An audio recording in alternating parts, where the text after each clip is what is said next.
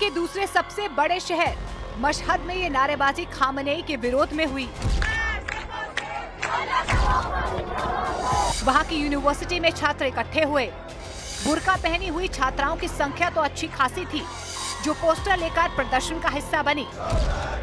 फारसी भाषा में खूब नारे लगाए, जिनका मतलब था कि अंतिम जंग है और पहलवी लौटने वाले हैं।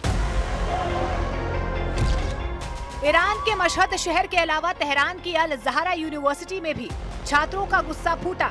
वो इतना भड़के कि उन्होंने इस्लामिक रिपब्लिक का झंडा जमीन पर फेंक दिया। नारे लगाए और सुप्रीम लीडर खामनेई के खिलाफ आक्रोश दिखाया।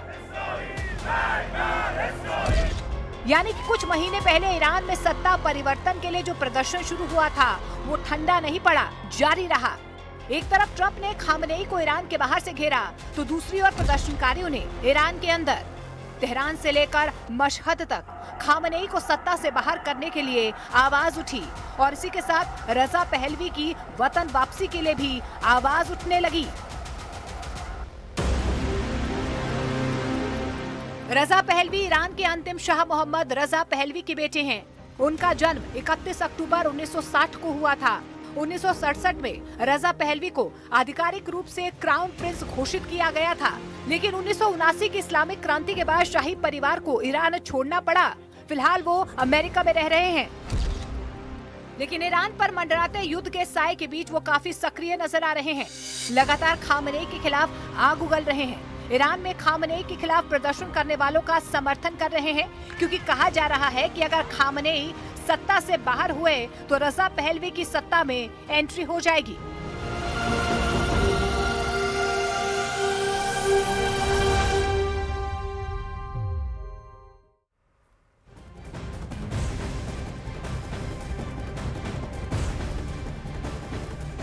उधर अमेरिका के जहाज ईरान के खिलाफ ऑपरेशन के लिए तैयार है। अमेरिका के टैंकर विमान, उसके टोही विमान सब ईरान के आसपास देशों में तैनात हो रहे हैं। लेकिन ट्रंप की एक गलती जो शायद जानबूझकर की गई है, उससे बड़ा इशारा मिल गया कि अमेरिका ईरान पर पहला हमला कैसे करना चाहता है।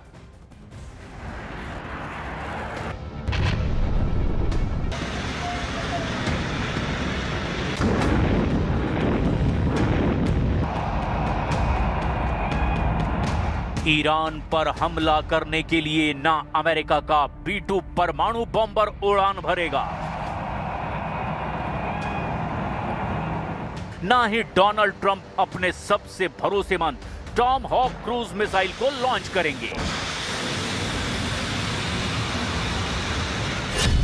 ईरान पर अटैक के लिए अमेरिका ने अपना सबसे खतरनाक हथियार दिखा दिया है, लेकिन दिखाने के बाद उसे फौरन छुपा भी लिया।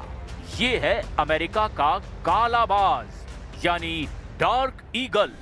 अमेरिका ने ईरान को खत्म करने के लिए अपने काले बाज पर से पर्दा हटा दिया है।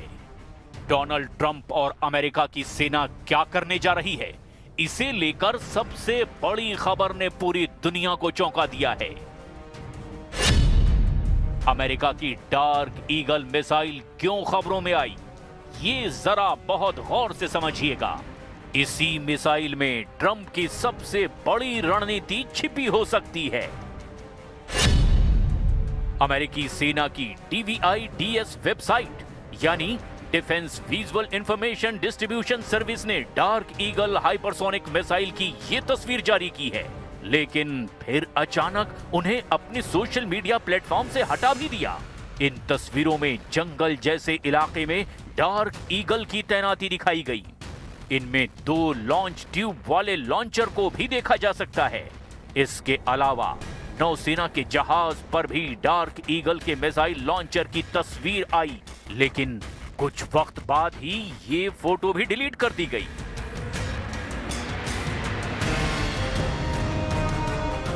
आखिर ट्रंप क्या मैसेज दे रहे हैं? क्या ये डोनाल्ड ट्रंप का सुझाव था कि मिसाइल दिखाकर तस्वीरों को डिलीट कर दिया जाए ताकि ईरान तक एक मैसेज पहुंच जाए? मैसेज ये कि इस बार ईरान को बचाने के लिए उसका कोई हथियार काम नहीं आएगा। अब इसके लिए सबसे ज्यादा जरूरी है कि अमेरिका की डार्क ईगल मिसाइल को समझा जाए। अमेरिका की डार्क ईगल एक हाइपरसोनिक मिसाइल है। इसकी रफ्तार मैक 5 से भी ज्यादा है। हाइपरसोनिक ग्लाइड व्हीकल से लॉन्च होने के बाद ये 6000 किलोमीटर प्रति घंटे की स्पीड से वार करती है। और ज्यादा डिटेल में बताएं तो ये 1 सेकंड में 1700 मीटर की दूरी तय करती है। अमेरिका की डार्क ईगल मिसाइल की रेंज 3500 किलोमीटर है और ये अमेरिका का गुप्त हथियार माना जाता है, जिसके बहुत ज्यादा वीडियो भी शेयर नहीं किए गए हैं। यानी ट्रंप का ये हथियार बहुत ज्यादा सीक्रेट है और वो इसे ईरान के खिलाफ जरूर इस्तेमाल करना चाहेंगे।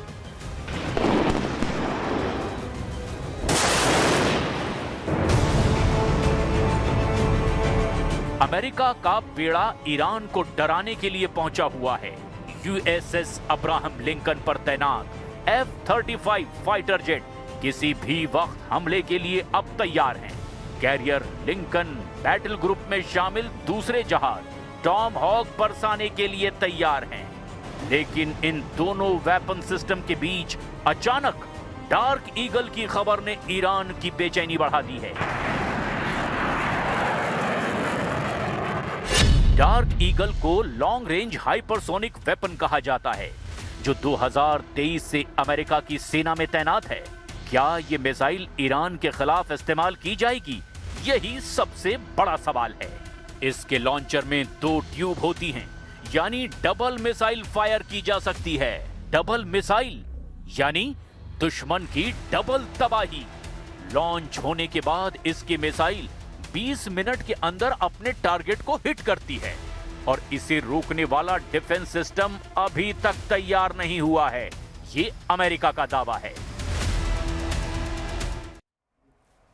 अब वहीं डोनाल्ड ट्रंप इस बात को बहुत अच्छी तरह जानते हैं कि इस बार ईरान के खिलाफ कुछ नया करना होगा, क्योंकि B-2 से अटैक वाला आइडिया पुराना हो चुका है और टोमाहॉक मिसाइल को ईरान का एयर डिफेंस सिस्टम रोक सकता है। ऐसे में ट्रंप के लिए कुछ आउट ऑफ द बॉक्स यानी कुछ नया सोचना जरूरी है। ट्रंप की इस ख्वाहिश को अब उनकी सेना ने पूरा करने का फैसला कर लिया है। देखिए,